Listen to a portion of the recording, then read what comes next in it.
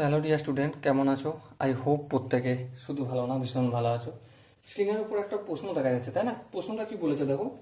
যখন সূর্যের উন্নতি কোণ 30 ডিগ্রি, একটি লম্ব দ্বন্দ্বের ছায়ার দৈর্ঘ্য 54√3 মিটার, দ্বন্দ্বটির উচ্চতা কত?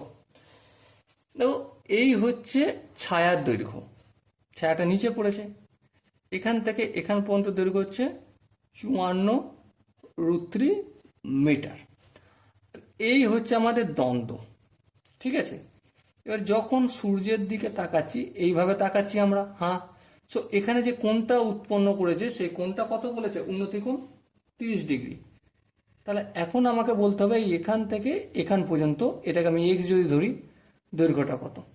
তাহলে দেখো, এখানে আমি এই কোণটার সাপেক্ষে লম্ব হচ্ছে এটা, তাহলে লম্ব বাই এটা ভূমি 54√3 ইকুয়াল টু লম্ব বাই ভূমি কি হয়?